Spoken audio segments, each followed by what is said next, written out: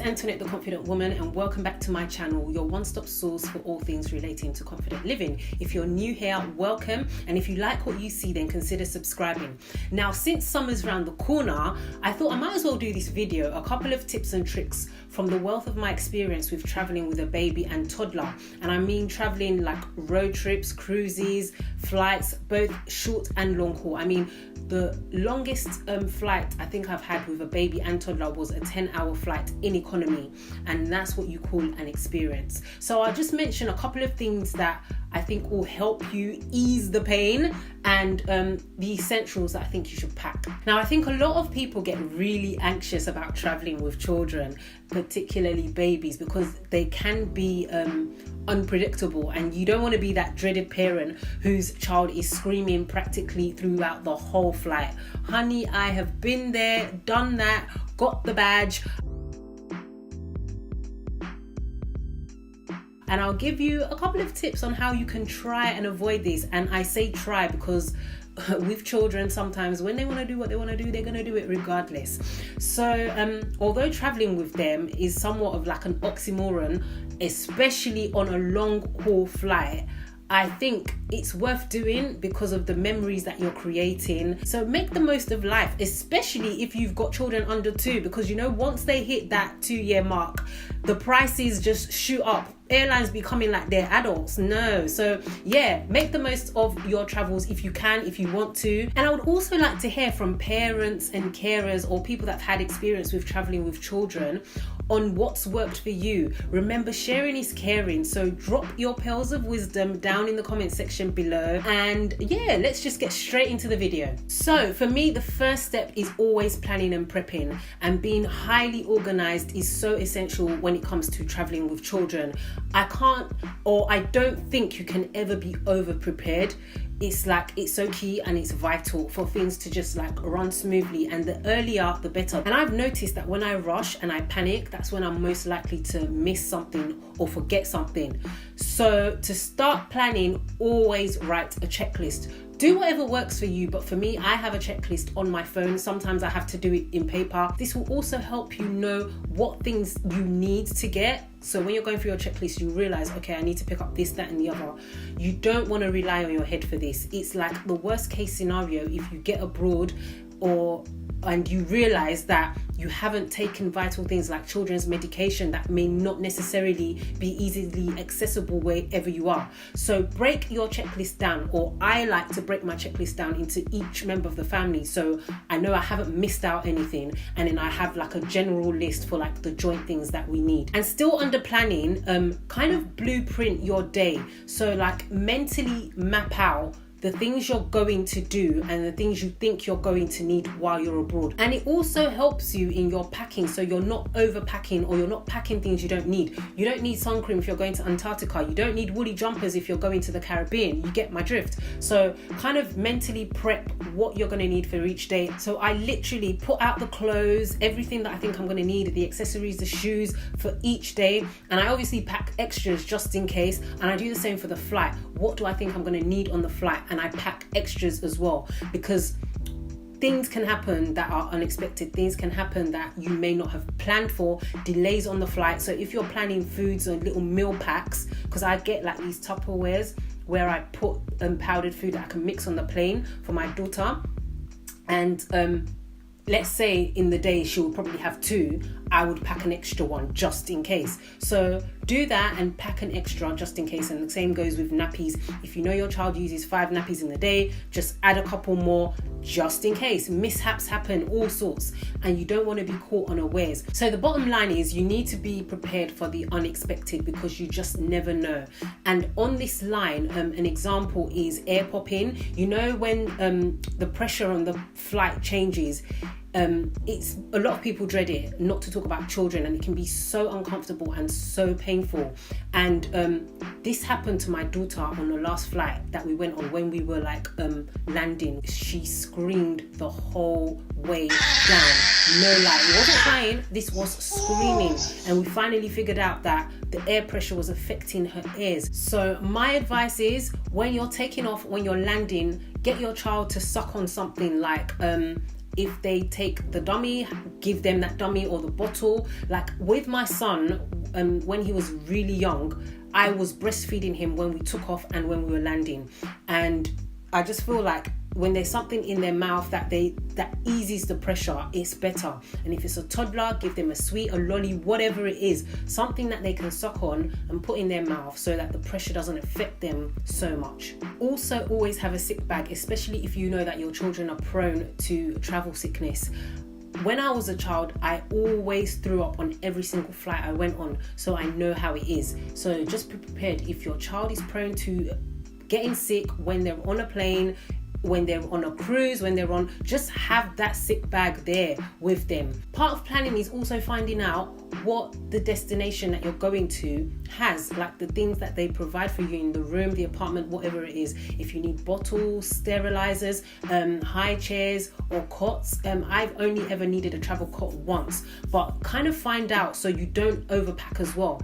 And for us, we kind of look at how family and child friendly the place we're going to is. This is the determining factor before we even book it, how family friendly they are, so we can avoid all of this unnecessary carrying stuff around and they cater to our needs. So you might want to consider that if you haven't already booked. My next point is schedule around your children. So for me, I kind of have like solid routines in place with them. So I kind of book things, if I can, book things around that. If you can get a night flight, get a night flight. So work around that, their nap times and everything, so that there's not this huge drastic change which can set them off. This isn't always possible, but if you've got the option, do it. The next point is to sort out their transportation. Now, depending on where you are going, you're going to need to know what form of transportation is going to work best for you. And for me, I've always found using like a lightweight, cheaper stroller is a lot better than carrying along their heavy buggy. And this comes in really handy, especially in places like airports and stuff like that, because the lighter the better when you're traveling. And I've also got this platform thing that we attach to the stroller that my son, who's a toddler, can stand on. So it's just so perfect, it's ideal, especially in like airports. You might also want to consider the option of hiring out things like strollers when you get there, depending on where you're going again. If it's available for you, this might work out better, especially if you're like going on a road trip and you don't have the space in your car for buggies plus luggage. If you're traveling by air, also find out if your stroller is considered hand luggage or not, because some flights are lenient and they don't add it as hand luggage, so it's an addition which you can just take. And don't forget to let them know that you want them to drop the stroller or buggy, whatever, at the door when you come out of the flight. We made the mistake of not informing them of this, and there was one time we had to walk all the way from the flight to baggage reclaim, and it was a ridiculously long walk. Imagine that with all our hand luggage, baby and a toddler. So try and remember to let them know that you can also take your stroller all the way to the gate with a lot of airlines as well. So just bear that in mind. And when you're boarding the plane, as a family, if you're traveling with younger children, you have access to boarding first. So find out what benefits you have with the flight you're going with and make the most of all of them. If you're traveling with a much younger baby, you might also want to take along a baby carrier, you know, the kangaroo, especially if you're going to be out and about a lot. If you're going to places like maybe sightseeing where you might not necessarily be able to take your stroller, or the stroller is not convenient, I found the baby carrier to be so essential and a godsend. So this is where you need to cash out on a really good one that supports you really well, so that you're not in pain like after a couple of minutes. Get something that's comfortable for you and your baby. Also, if you're driving at the destination, find out if you're going to be provided with car seats, if they've got it, if you need to hire it. Do all of this in your initial planning. Now, moving on to the baby bag, the child bag, whatever you want to call it. This is essentially the most important bag that you are going to need, especially if you're on a flight. Now, for me, my baby bag and my bag are pretty much one and the same thing. This just works best for me because I like to travel light and it makes things a lot easier for me. And where possible, I try and fit everything into one bag. And I have a rucksack, like a backpack hand luggage So I can put everything in it, and then I've got my hands free as well. And I think a couple of essentials that you should pack in that hand luggage, apart from like your nappies and your change of clothes, 2 things that I've found that can trigger children off on flights are boredom and hunger. And when it comes to packing your bag, make sure that that bag is stacked full of their favorite snacks. Ideally sugar-free snacks, because there is nothing worse than a child having a meltdown after a sugar rush. Nothing worse, especially on a plane. So, boy, been there. You just need to like kind of plan yourself, have plenty of entertainment and distractions. iPad, earphones, download their favorite movie, their games, whatnot, their programs, put it on that iPad, and this can occupy them for a considerable amount of time. Make sure it's fully charged. Make sure you have your portable chargers just in case. I'm telling you, these things come in so handy. They're like godsend. I also pack a couple of toys, like little goodie toy treats and stuff for them. Everything that you don't usually do it when you're on a plane. You need this for your own sanity sometimes, especially if it's a long haul flight. I also tend to travel with disposable changing mats, because have you seen the changing section in the toilet on a plane? I think they're the most disgusting places ever. This is why I also think you should have, like, you know, those sanitizing wipes that you can just wipe down the area where you're sitting and where your children are going to sit.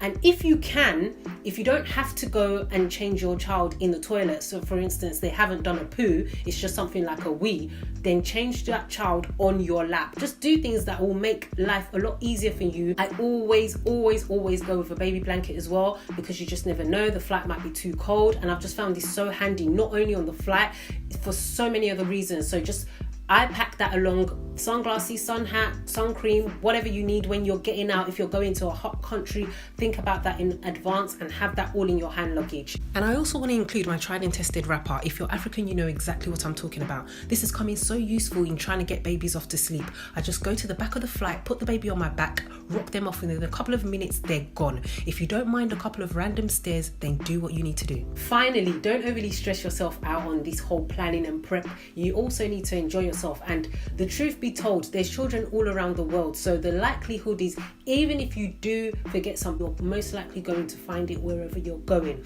So yeah, just have fun, prep in advance, and take things easy. And for those people that are not traveling with children and you see people traveling with children, try and be a little bit empathetic with them, because they're probably under a lot of pressure, a lot more pressure than they're letting on.